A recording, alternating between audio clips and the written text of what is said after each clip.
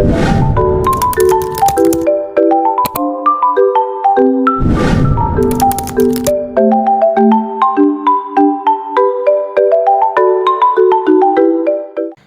Islam dan perubahan sosial.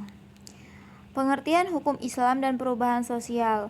Hukum Islam, Al-Quran dan literatur hukum Islam sama sekali tidak menyebutkan kata hukum Islam sebagai salah satu istilah yang ada di dalam Al-Quran adalah kata syariah, fiqh, hukum Allah, dan yang seakan dengannya.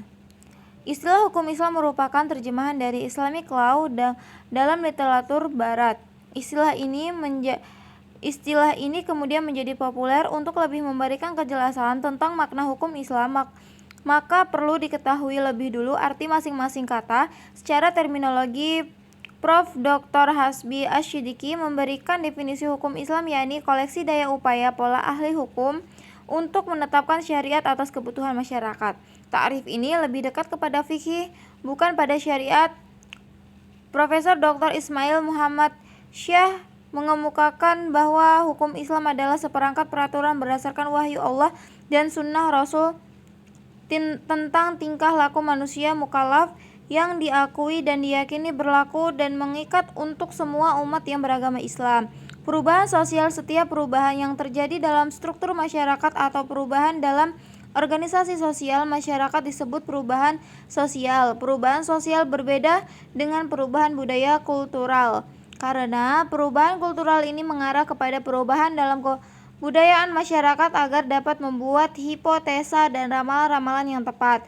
Maka para sosiolog harus memaklumi adanya perubahan-perubahan sosial dan budaya. Karakteristik hukum Islam. Hukum Islam memiliki karakteristik yang membedakannya dari undang-undang buatan manusia. Hasbi Ash-Shidiki dalam Falsafah Hukum Islam menjelaskan tentang karakteristik hukum Islam. Dari uraian Hasbi tersebut dapat digarisbawahi bahwa hukum Islam itu memiliki ciri kemanusiaan, akhlak, dan alami. Dapat dipahami bahwa hukum Islam memiliki karakteristik sebagai berikut.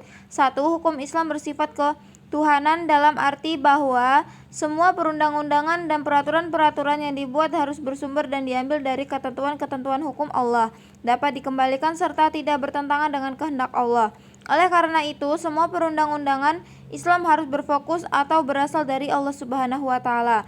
Hukum Islam bersifat universal. Yang dimaksud universal di sini adalah bahwa hukum Islam ditunjukkan bukan hanya untuk satu golongan atau bahkan bangsa tertentu saja, tetapi hukum Islam ditunjukkan kepada seluruh umat manusia. 3. Hukum Islam bersifat kemanusiaan, bersifat isnaniyah, kemanusiaan. Isnaniyah di sini, insaniyah di sini maksudnya adalah bahwa seluruh perundang-undangan Islam dan cabang-cabang hukum yang ditetapkan sangat memperhatikan hal ihwal manusia, memperhatikan segala urusan, melindungi segala sesuatu yang bertalian dengan manusia.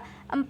Hukum Islam berlandaskan moral, sebab pada hakikatnya inti ajaran Islam adalah mengadakan bimbingan bagi kehidupan mental dan jiwa manusia, dan dalam bidang inilah terletak esensi manusia. Sikap mental dan kehidupan jiwa itulah yang menentukan bentuk kehidupan lahir seseorang.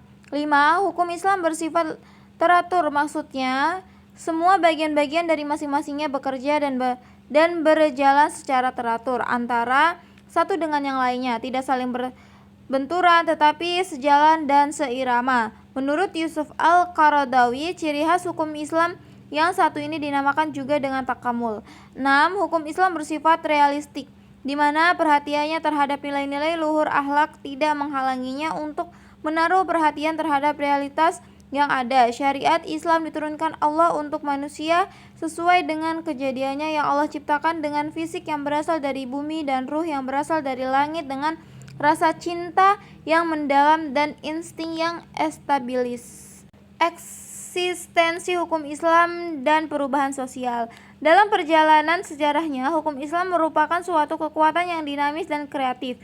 Hal ini dapat dilihat dari instruksi Rasulullah SAW kepada para sahabat dalam menghadapi realitas sosiologis umat pada waktu itu. Tetapi dalam melakukan ijtihad, para sahabat tidak mengalami problem metodologis apapun, karena apabila mendapatkan kesulitan dalam menyimpulkan hukum maka dapat langsung menanyakan kepada Nabi. Namun setelah Rasulullah SAW wafat, masalah-masalah baru mulai banyak bermunculan. Ragam kasus yang muncul pada periode kepemimpinan khalifah mulai berkembang seperti hukum keluarga, hukum transaksi, dan juga hukum yang berkaitan dengan kepentingan umum seperti hak-hak dasar manusia, hak untuk mendapatkan kemerdekaan, dan hukum yang berkaitan dengan kehidupan bernegara.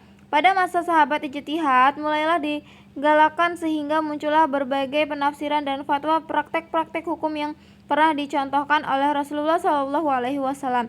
Bukan saja dianggap sebagai suatu potisan hukum seorang hakim di peradilan, tetapi juga sebagai petunjuk dalam memecahkan persoalan dengan contoh-contoh yang pernah diberikan Rasulullah di bidang fatwa telah siap dan mampu menghadapi persoalan-persoalan baru yang mereka pecahkan dengan cara menggalakkan ijtihad.